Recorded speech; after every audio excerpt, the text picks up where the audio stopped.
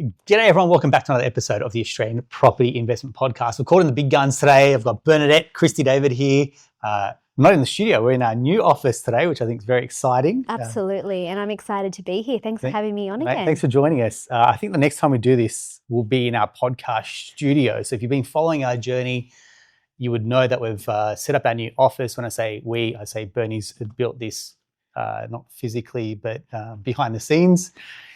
We bought this Winnuna office 2.5 years ago. Yeah, I'd say 2.5 years ago. Yep. So the idea for today's episode is going to take you on the journey. We don't often do behind the scenes. I think sometimes we stay private by choice. I think a little bit to our detriment because people do want to hear the journey. And you know what? We're not big social media people in the sense that we're not saying, look at us. I think we're always more looking forward. I think we do one thing and we in the past have been quite bad at celebrating that thing, that success. And we're just looking to the next thing and the next thing, but we do have to get a little bit better about celebrating our successes and sharing them. I think because people learn through experience, which is one of the topics we're talking about. Absolutely. Today. And I think when we really unpack the journey, when I was doing some notes in the prep for this, there's a lot that's gone into our journey. We are 12 years married. 12 years married in October.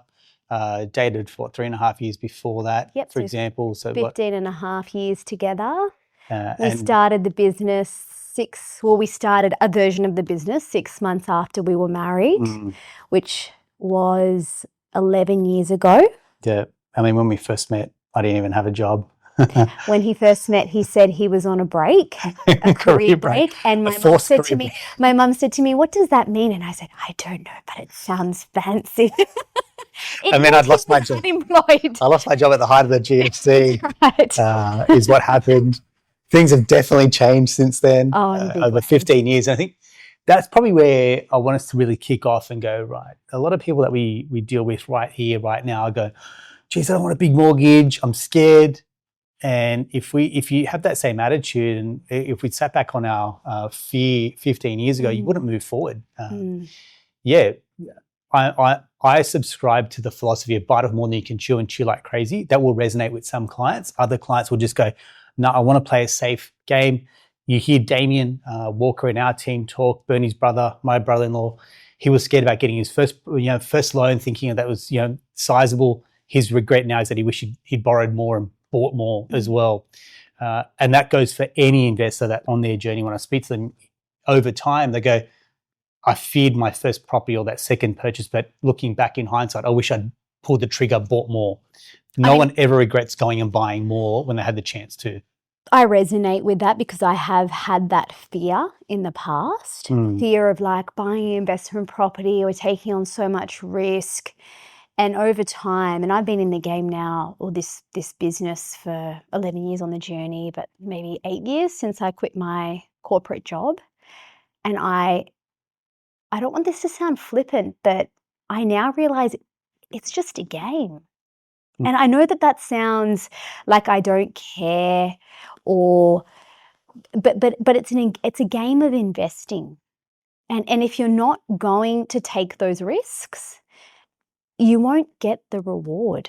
And it doesn't have to be, like, I'm not talking that you have to buy, a rural property in the middle of nowhere for $200,000 and you're going to get nothing like that, but calculated risks and action to get the reward. And if you can make it like a little bit, not playful, but not be so hard on yourself that it has to be perfect. But hey, what were the learnings that I got? What were the wins that I got? Like one of the first properties that you purchased, we renovated it and we overcapitalized. Like we spent way more than we needed to, but we learned so much from that experience. We sold that property at a profit, which was wonderful. Could we have made more of a profit if we didn't overcapitalize? Yes, we could have, but we did it. We did it and we learned from it. Learned heaps from it. Learned heaps. We'll talk, and I'll go through an entire journey, kind of what we've bought, start to finish, where we've ended up, where we're going as well. I think that's probably, again, we talk about where we're always trying to get to next, but there's a chance just for us to reflect. if you're a seasoned listener, you'll be familiar with some of our journey as well. If you're new, this is a really good chance to get to know who's who, what we stand for and what we're about. I think becomes really important because the level of experience that we've had, there'd be a handful of mortgage brokers that would probably sit in this space as well. And I probably know the brokers that have done some amazing things on the personal level, on a professional level, building the team.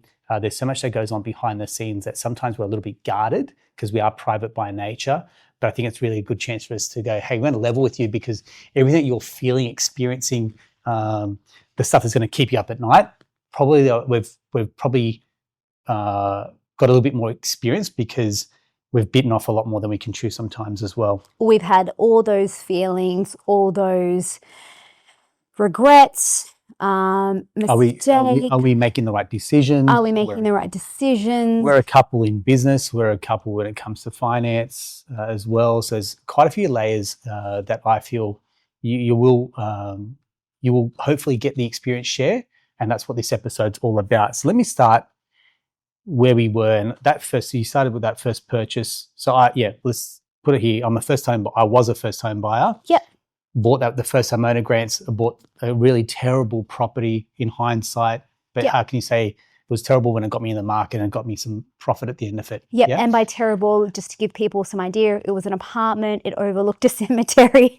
It had busy road. It had no natural light and was on a busy road. So it was like all the things that you're like, oh, don't do that. We did, or Aaron did. I had no idea about loans. At that stage, I do believe though you're at CBA at the time. I was working at CBA. Yep. So if you're not aware, I used to work for Commonwealth Bank in the marketing team, working with closely with mortgage brokers. That got me talking some type of language of finance because there were a couple of people in the bank that were buying properties, which I thought was fantastic. Just whet my appetite to go right. The first purchase I made was an apartment, like we said, in North Parramatta. I bought that through one of my dad's cricket buddies who was a real estate agent. That was the only knowledge I had. He goes, look, this would be a good property. I think I bought that for $350,000. Yep. Something silly like that. Yep. We ended up selling quite a few years later for about $650K, thereabouts. Yeah. With a reno. With a reno. So what we did was I bought that, got the first homeowner grant, which I think was $14,000 from the government. Yep. No stamp duty. I had a minimum deposit. I was on a decent income, as a young grad, and all it did was get me into the market. So claimed that as my primary place of residence. Like we said, we were renting at the time. We then moved in. We renovated it. I believe renovated the market. Before we renovated it, though, to take a step back, we did get it revalued. Yep. We pulled equity, and then you purchased another property in Liverpool. Yep. So which is another great investment property, which is a 2-bedroom, 1-bathroom unit overlooking Liverpool train station, which is a cracker property when I think back out. You know what was great? I had the same tenants in there for like 6 years. Yeah, they were good. I'll never forget, like the real estate agent said they were migrating out from New Zealand. They didn't have a rental ledger. Would you give them a chance? And I said, yeah, absolutely. Let's give them a shot. And they ended up becoming like the best tenants. Yeah, they looked after the property so well. Yeah. Paid their rent on time every time. And again, learning from that, becoming a landlord, there's a small element of power that comes with like someone's future and ability to rent a property falls into your domain. So be a good landlord is probably what I learnt. I took a risk on them and they repaid that 10x. No turnover. They cared for the property. There was no maintenance on that as well. And again, we talk about the power of leverage off the back of having those 2 units. We were able to pull out equity to finance our wedding. Yes. Which again, mistakes. I financed the 350Z convertible. Again, we talk about mistakes that we've made. Okay, guys, we're in our 20s, all right? So no judgments, please. But you make these decisions in your 20s, and there was little experience. There was no buyer's agent, so the proposition was unheard of at that point. So I was doing it all myself. Sub 300K investment properties. Could I have bought those, instead of buying those 2, bought a property out at, say, I don't know, Seven Hills or Blacktown? Yeah, but my ego would never have let me buy land at that time in like Doonside or Penrith or Campbelltown. They just weren't great areas to be buying investment properties. Like no one was thinking that way. It was like buy a unit if you can afford to get in. So what I really want you to get out of that is sometimes making a decision and getting into the market is better than agonizing and not taking any action to get in. So when you fast forward, in our 20s, we'd bought two properties in Sydney. We were renting, and then I started the business when we were newly married. Yep.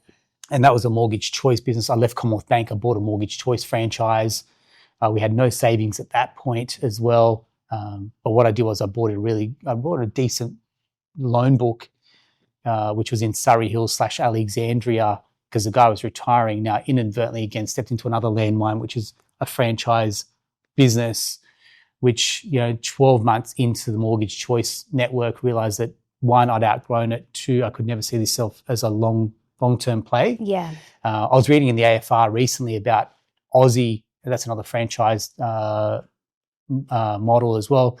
They're now fighting the franchise or Aussie's owned by Lendy. Lendy's losing money to the tunes of tens of millions of dollars a year, and they're fighting them because they've got issues around their commission payments. The same would be happening at Mortgage Choice. I was pretty vocal at that point, going Mortgage Choice is a bit of a sham.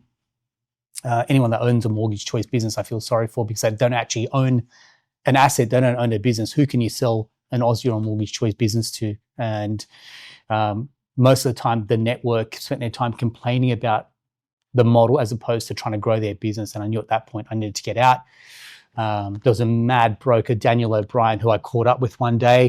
Daniel changed my entire trajectory. He said to me, mate, I would leave tomorrow if I had the chance. And that's pretty much what I did. I walked out of that Mortgage Choice business. I didn't sell it. I walked out with zero.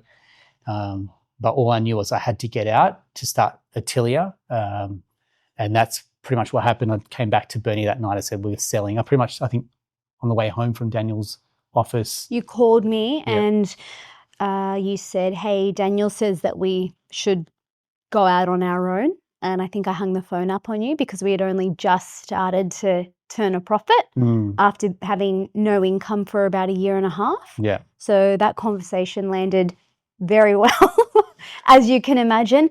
But on discussion, on reflection, best decision.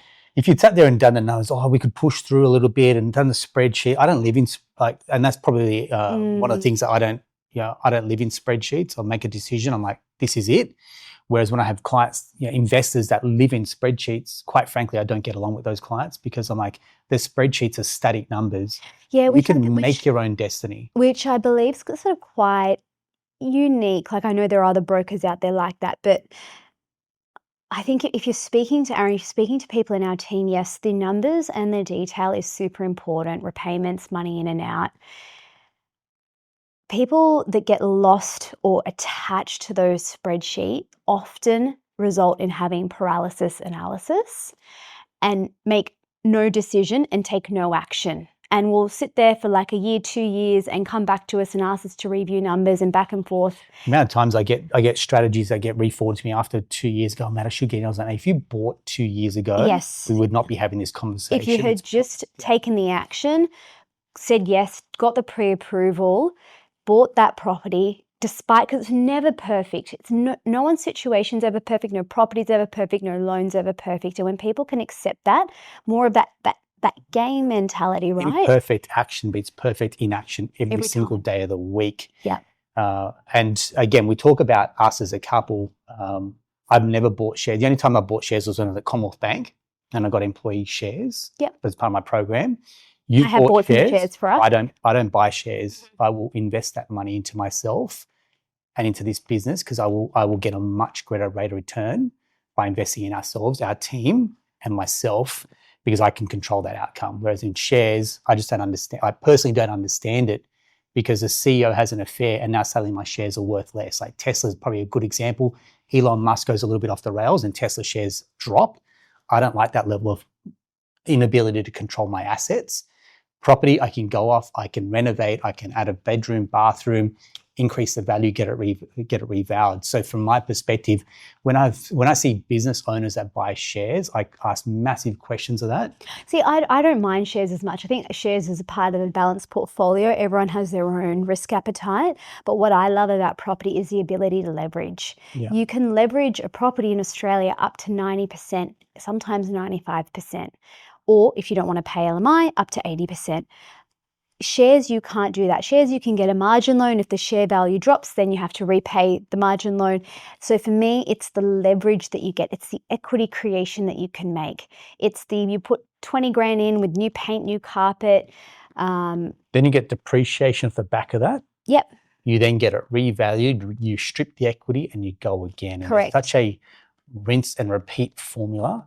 The entire economy in Australia is built around property. Yep. We are business owners, and as our businesses continue to truck along, where we're now making a lot more profit these days, our problems are slightly different from a tax perspective.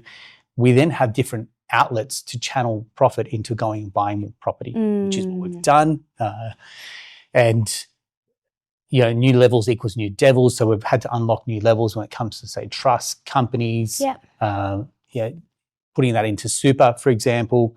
And I think for us, having that level of experience going, we've been there. We're now 10 years into business, for example, next year. You look at where the business milestones sit, number of businesses in our industry, 50% will fail in the first 18 months. Yes. We've got past that. The 3-year mark becomes a milestone. The 5-year profitability becomes a milestone. 10 years in business becomes a different milestone as well. The power of a decade from our perspective is massive, and the amount of times that we see people give up way too quickly on the journey. If you just trusted yourself and sat back for 10 years and did the hard work, the compound effect of hard work at the very start, I can tell you now 10 years in gives you massive dividends instead of the quick wins that sometimes people are chasing or the short-term decision as well. And that's, again, when we talk about the experience, if we look at the 10-year mark, we've grown team. Yes, we've exited team. We've now bought this commercial premises, which we operate out of. What else has happened in that 10-year journey from business? We spoke about the 2 investment properties. We renovated North Parramatta. We sold that. We purchased a off-the-plan apartment in Little Bay. Yep. Which we tried to on-sell. Which we tried to on-sell on settlement for a couple of reasons, because the construction got pushed out. We couldn't on-sell. Little Bay became a bit of a handball because where we were buying was right near the beach in Little Bay. And then there was a block of land behind it, and Meriton went and then acquired that land, and then were able to get Randwick Council to overturn limits on heights. And we're like, this is crazy. Like, they were wielding so much power. They just build these homogenous big buildings, and we're like, this is not great for us. And at that point, we were the 2 of us, no kids, and we're thinking about, hey, do we start a family? I'm like, we can't. We don't want to be in Sydney in a 2-bedroom unit trying to raise a family with this Meriton building hanging over us, and we tried to exit that. We then kept it. That got completed. Yep. We sold it. We settled on it. We rented it out. Yeah. And then we had moved down the coast. Yeah. Correct. So again, those that have followed our journey, we then moved out of Sydney. We moved to a suburb called Thirroul, hour and a bit south of Sydney. Wonderful place to land. We thought we'd keep renting for a little bit to make sure we loved the area. We did fall in love with the area. We then had our eldest, Sienna, as well, which is great. And then we were pregnant with our second child, and literally 8 months. I was 8 months pregnant, and then we were given notice by our landlords to vacate. And that was a turning point for us. And rent vesting served us incredibly well. Well, it was us, dinks, double income, no kids. It even served us while we had our eldest.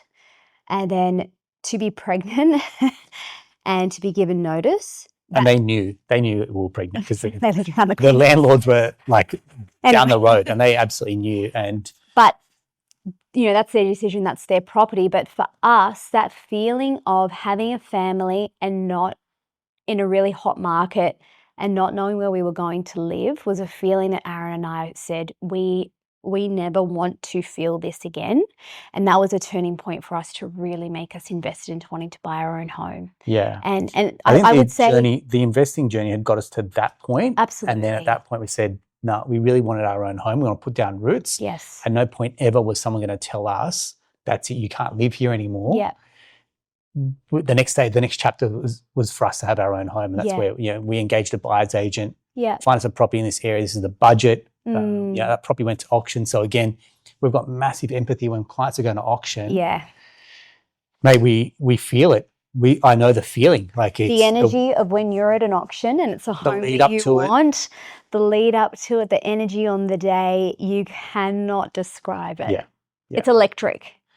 Yeah, it's nervous. You don't sleep the night before. You're at the auction. The buyer's agent's like, don't even come. We're like, no, we're coming. We should have. My favourite, I just have to share this really quickly for the listeners, is we've got a buyer's agent, Jack Corbett, who helped us buy, amazing Illawarra buyer's agent. And he is bidding for us. And then Aaron is standing next to Jack, arms folded, also bidding. And I was just like, Aaron, stop. Aaron was really... I was the worst client ever. The worst client.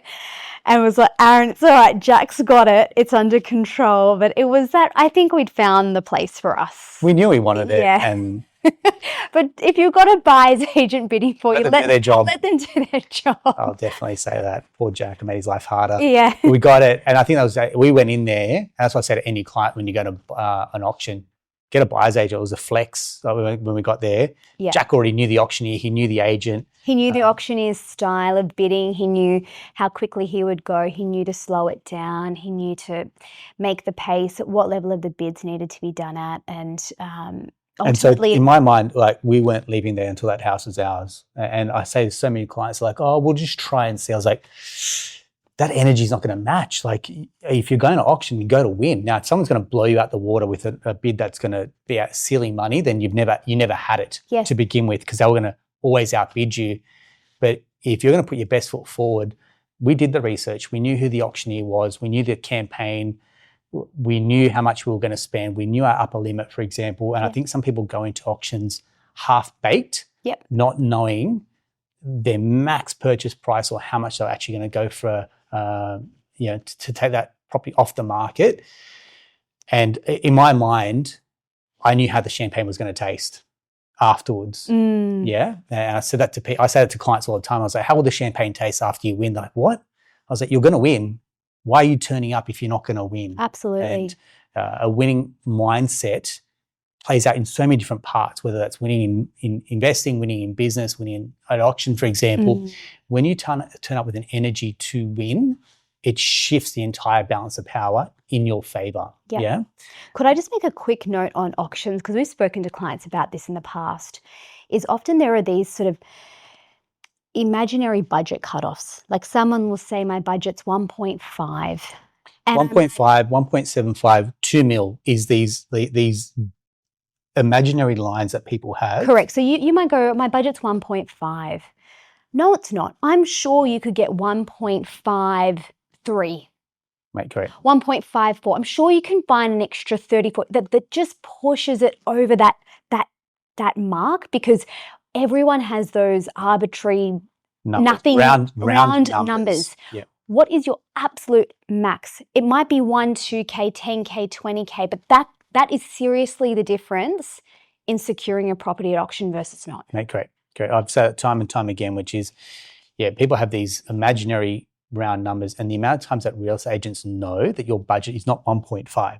There's more there. No one ever stops at 1.5. Look at your borrowing capacity and take it to a round, to an odd number, not an even number.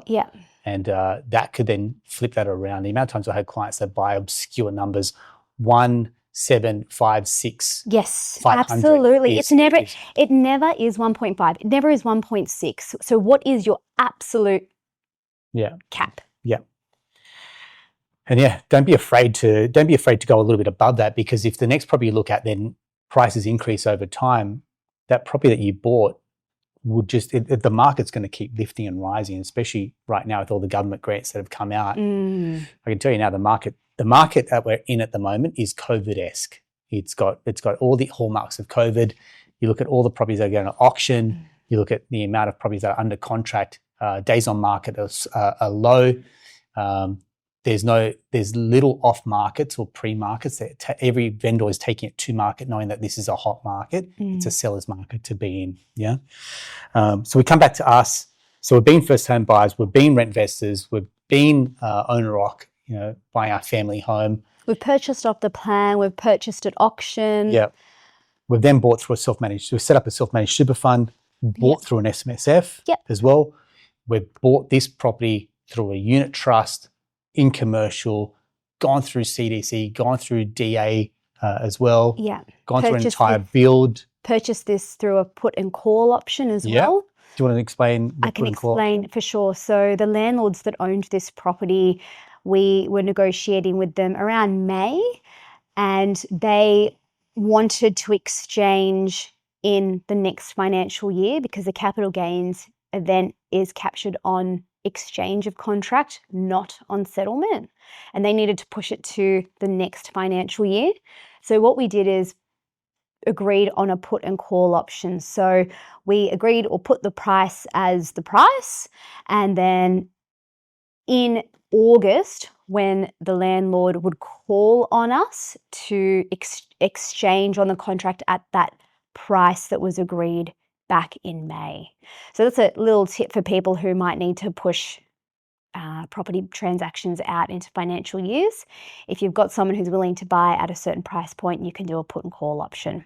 So that was about May, and then I believe we exchanged in August. So it was about a 4-month turnover, 4-month waiting time for us, but that allowed us, and it was to our benefit because it allowed us to work with the designer, start sourcing the certifiers, get a bit of a plan moving forward on how we were going to move forward on this commercial build. So it helped us buy a lot of time as well.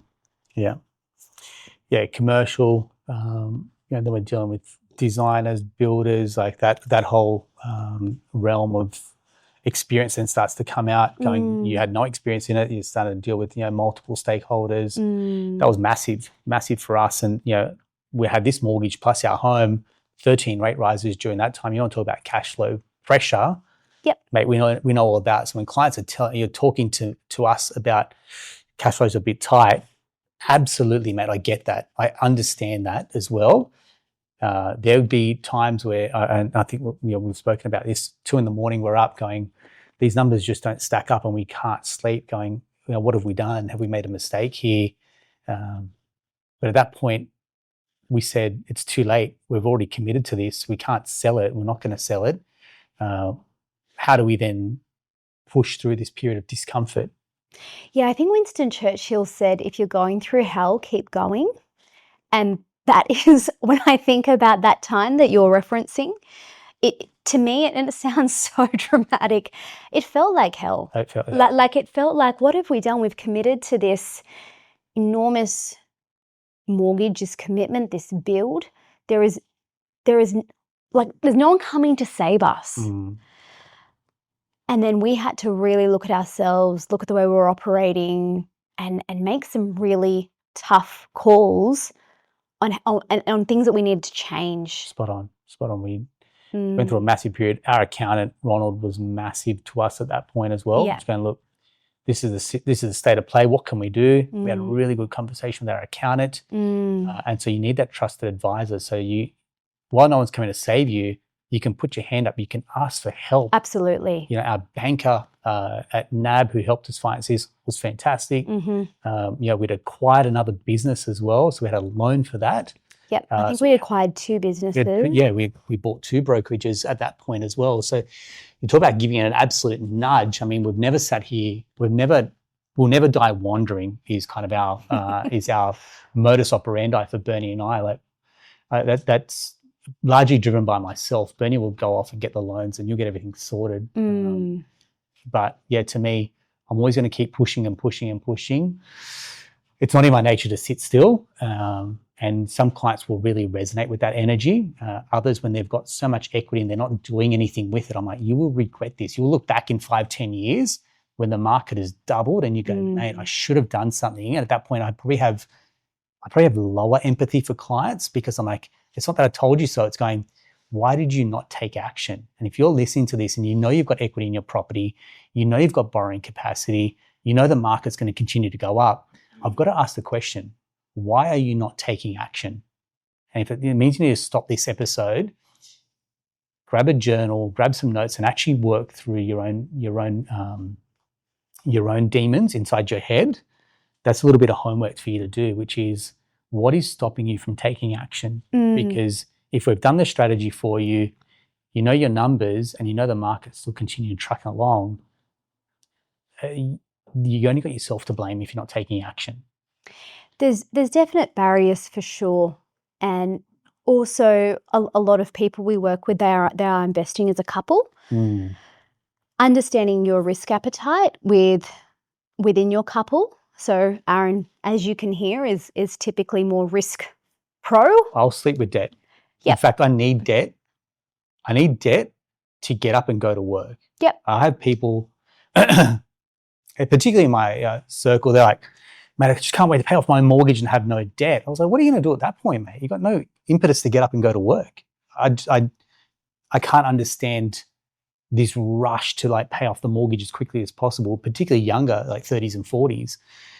What are you going to do? Like, there's got to be some level of purpose to get up and go to work. Now, I'm not saying get yourself up to the eyeballs, but I am saying to get up and have some purpose is massive. Like this whole FIRE movement, financial independence, retire early, doesn't appeal to me at all. Now, someone else loves that notion, fair play to you. But I think if you've got skills and you've got talent and you can contribute to your family and the economy, why aren't you doing that? Absolutely. And I think for us, I'm less about the debt, debt makes me work. It's more, I think, about the legacy for my daughters, for our daughters. And I think about them buying and investing and getting into the market. And if we do not have assets backing us, we don't have property, we will need to assist them. They need to see it. I think there's a big thing in that, Bernie, which is as parents, you've got a massive responsibility. If you're telling your kids, oh, mate, it's going to be so hard to get in the market, they're just going to grow up with that type of rhetoric. Oh, and we hear it. We hear it all the time, like, oh, my kids will never get into the market. I'm like, yeah, with an attitude like that, yeah, they won't get in. In fact, you're planting the seed that it's going to be hard. Yeah. If you can have this attitude, I know it's hard. I know it's hard in 2025. In 2045, it's going to be infinitely harder for our 20-something-year-old kids to get into the market. But if we've laid foundations, one, to take care of ourselves first and foremost. Of course. First and foremost, the amount of times that people go, I need to buy for my kids. I'm like, why don't you buy for yourself and then your kids become beneficiaries of that? Absolutely. That's the right way to stack it. Yes, it's going to be hard. I wish our parents bought more properties. Yep. I can't control that. We're being very open. We're not banking on any inheritance. In fact, we probably won't get anything from our parents. Mm-hmm. We were given a very small, I won't say small, we were given an advance from our parents to buy that property from Little Bay. Yep. Equal footing from both our families to help us get in, to get that deposit, but we pay them back. Yep. So we've never had the bank of mum and dad to go, here's a gift or here's a big windfall, for example, to get you in. I've got no judgments against anyone. No judgments if you have, because I'm super fortunate. Correct. Yeah. But now what we're saying is we want to be those parents that go, yeah, I know it's hard, and we're going to help you get into the market with a massive leg up. Yeah. And it's not going to be a level playing field in the future. It's going to be a period of haves and have-nots. And we're seeing that in 2025 right now. There are people that are able to get into the market courtesy of a bank of mum and dad versus those that are struggling to get in. And that gap will just continue to widen. Like, we will literally become a generation of renters, probably within that next generation. New York, London style. The only difference being is those countries have much better rental rules, legislation and rules. Longer lease terms, like in Europe. Pet friendly. Yeah, you can have like 5 plus lease terms. Here it's like you don't get that. 12 months. Yeah, 12 months, and you guarantee that that's going to just increase. $50 a week, and you got to suck it up or move as well. But coming back to the experience share. First-time buyers, rent investors, self-managed super fund, commercial, investment properties now through trust, individual names, for example. Yep. Working with multiple different lenders, working with different entities. Our team has gotten bigger. There's buyers agents, there's accountants, for example, there's us. And as the team has gotten bigger, the amount of loan splits that we have across different banks, yes, you manage that. There's a whole lot of admin that comes with it as well. Absolutely, yeah.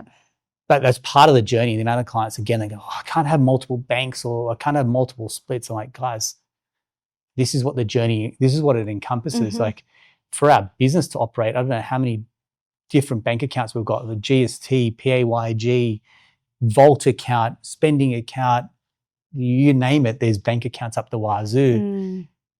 That level of complexity is just part of the journey. And I can't sugarcoat that for people that go, this is getting a little bit complex. Yeah, like we have to get independent legal advice every time we go and buy. Yeah, particularly through trust and your Trust. SMSFs. But that's why you have to develop a relationship with a good solicitor. And on that note, you should be with that solicitor setting up your will and your estate planning. Oh, big time. Looking at your insurances, like operating your investment portfolio the way you operate at work. Because I know majority of people are listening, they are sharp, they are wonderful operators at work, but they're not putting that same level into their investing journey.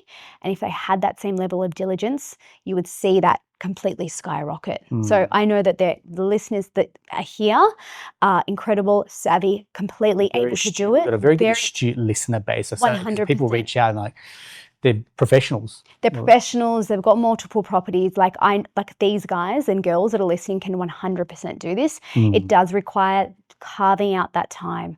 Like growing up in our household, like with mum and dad, we had finance Saturdays. Yes, it is as nerdy as it sounds. I would sit my mum and dad down with a cup of coffee after breakfast on Saturday morning. We'd go through their mortgage, how much was owing, what their savings were looking like, how many extra payments they could make. And that became a ritual in our household. And I would sit with dad and my mum would go off and into the kitchen and he would call mum back and say, Mum, be here, you have to listen to this. And he was always... He always included mum. And I think whoever is owning the admin of the investing journey for your household, please include your partner. You have to. In our relationship, I'm the owner of the admin, the bank accounts, the repayments. So I need to call Aaron in and I need to have a meeting with him. We usually have it, I'll be honest, we're a bit lax at the moment, but once a month to check in and see how things are going. And you need to keep that line of communication going. Whoever is the owner needs to communicate to the other person, this is how we're going. It's very much like a barefoot investor date budget night. Big time. Whatever that looks like for you guys. Just on that point, so if you talk about like the progression in terms of, I guess, savviness, maturity, if you're starting out and your baseline, we can't get alignment, Barefoot's probably the best book to read to get a couple aligned. I would say that, and maybe even before that, The Richest Man of Babylon. That book was an absolute game changer for us. We read that in Thailand, so just after we were married, recommended by a wonderful restaurant owner in Phuket, changed our lives. It is fundamental, simple basics about how to manage your money, and it's universal truths that do not change. That would be the starting book I would recommend. Then Barefoot Investor, that could be a starting place. Yeah. And then I'd go Psychology of Money. Psychology of Money. And then I'd go Atomic Habits. Yep. If I'm to pick out some books that and again, if you want a copy of my book, if you're looking to buy, I'm happy to give anyone listening. Drop us a DM, go onto our website. We've got a little pop-up that drops up on the website. Put your details in there. Siobhan, my assistant, will get you a copy of our book. No questions asked. Yeah. So that's my gift to listeners. If I come back, the other part of experience is we're self-employed, and so many times I have clients that are dealing with bankers. I've got nothing against bankers. They're salaried. They don't understand business enough to go, right, here's how you structure your business. Here's where your cash flow goes. There's some incredible bankers, I've got no doubt. We've worked with some incredible bankers right? too. But and even brokers, I'd say, look, I've coached brokers, and there's brokers that have been around for 7 years in their business. They don't do any self-employed loans. So that partly is crazy to me. But we do a lot. So self-employed and investors, the more complex stuff is our bread and butter, and high income earners. So to me, when anyone says, oh, I think my situation's complex, I guarantee you I've seen it far more complex, built massive property portfolios. Nothing intimidates us. For example, this isn't me spruiking for business. It's just to say, if you want experience, you want empathy, you want expertise that comes to the table, overlay that with some education like the podcast, I'm generally saying we want to put our best foot forward. We want to work with more incredible clients that want to grow their portfolios and want a team that have been there, done that. I can say that's what we offer.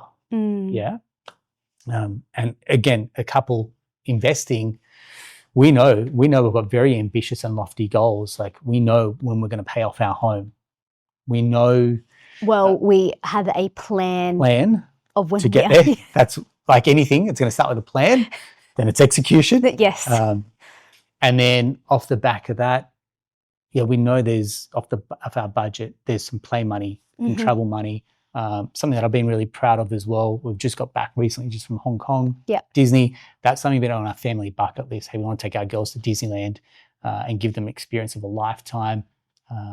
That's something that we worked actively towards, saved up for example, planted the seed with our kids. And it's amazing. Like once you put that on the wall, that sits fairly, on our bathroom mirror, for example, and we saw it every day. The kids saw it every day. So for that to come to fruition and reality was no accident because we visualized it, we saw it, we actively worked towards it as well. And if you're that way inclined, I'd say put a picture of an investment property on your bathroom mirror, put it on your car. Create your vision board. Both of our vision boards are up in our bathrooms. We had holidays. We had a number of investment properties we wanted to buy this year. We are very close to achieving pretty much all those goals, plus even a little bit more, I think. On this year's vision board. And so also in saying that, we're in October. There are still 3 months left of this year. It is not too late. No way. So do not write off this year if you're thinking, hey, like we said we were going to do this. We've only done, if you've only done 50% of that goal, there is still time. There's what do you say? There's 3 months left. So it's a quarter of the year left. A quarter of the year. That would be like a sports team getting to the third quarter and go, right, the last quarter's a write-off. 100%. And going, oh, guys, sorry, we've lost Lost the game. Stop trying. Now the AFL Grand Final would be a classic example of that. The AFL Grand Final was so close come three-quarter time. In the last quarter, Brisbane Lions just kind of shot out the gates. You can still win in that last quarter. Same with the Broncos as well. Didn't give up till the last minute. So if you I love sporting analogies, if you treat this last quarter as a chance to come home strong, there is still plenty of time, but the ball is in your court 100%. and you need to take action. 100%. I'd be putting the foot down now. I think the last part that I want to wrap up on is as mortgage brokers, we can only win when our clients win. So I say your win becomes our win. So we've had to play the long game. Like 9.5 years in business means that we've had to have clients that are winning, succeeding, because we're paid on outcome. Our REM model, if other industries were paid like us, I'd see much different outcomes. So say, for example, we only get paid when the loan gets settled. We only get paid when a client buys that next property, for example. If I was to go to my doctor and get paid, they wouldn't get paid. When I got better, you'd see far different outcomes in medicine and health and well-being, as opposed to what we do is, hey, when you win, that's when we win. And people often ask me about commissions. When I do an equity release, for example, on a property, I don't get paid on that because you haven't used it. Right? It's sitting in the offset account. Fully offset. We spend a lot of time doing the strategy work, for example, to then do the loan application, to then get approved, to then get settled, and only after that do we get paid. So that's the model that we subscribe to. That's how it works in our industry. All I'm trying to say to people is, don't be scared of broker commissions. It's probably, in fact, one of the most fairest remuneration models, which are paid on success and paid on outcome. And I'm not sure what people's experience has been using a mortgage broker, but I say to anyone, the philosophy here is you're not buying loans, you're buying homes. The game is buying property. You simply, and Tom Panos says it the best, you marry the home, you date the rate. So the rate is temporary. At any given point, you can take that loan, chop it, change it. It's the property is the asset that you are buying. And that's the philosophy that we have here. Yes, we are mortgage brokers, but the asset that you are buying is the property. And that's the one thing that we focus on heavily, which is what separates us probably from the other 23,000 brokers in our industry who are just going, here's a loan, here's a rate, here's the features and benefits of a loan. I'm going, the loan is simply the tool or vehicle to go off and buy more property as well. And if you subscribe to that type of mentality, going, I want to be buying more better quality assets. I want to move into commercial, or I want to move into a unit, a trust, for example, I want a self-managed super fund. We've got the expertise here. We've got the technical knowledge in how to do it. Now, if you want to kind of build this A-grade team to help you build a high-quality, high-performance property portfolio, got to reach out, and we'd love to help more people as well. So coming back full circle, the decade that we've had in this business has yielded some incredible results, given us the ability to go off and do something like this, which is property, commercially. It's built an amazing team.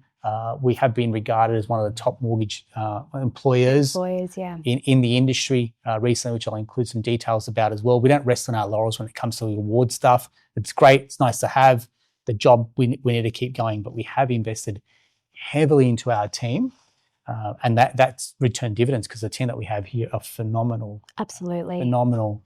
The better team that we have, the more clients that we can help support. And I feel really passionately about the ethos and the culture that we've built here in this business, because we have been on that investing journey for the last 10 years. And we have lived and breathed every element of any element that you are thinking about or you are currently in. And we 100% have been there and can help you. Yeah. Cool. So I hope you've really, really got a lot out of that, this chat. Like I said, Bernie and I want to pull back the curtains a little bit, share a little bit of our journey. If you're a couple in investing, just know that we've got your back. We've been there, same trials and tribulations we've experienced as well. But I can also say we didn't get here by agonizing on these decisions. At some point, we had to pull the trigger and move forward as well. So if that's you and you want to pull the trigger, love for you to reach out to us, drop us a line, let's have a chat. And until next time, that's a wrap for another episode of the Australian Property Investment Podcast. Thanks for tuning in.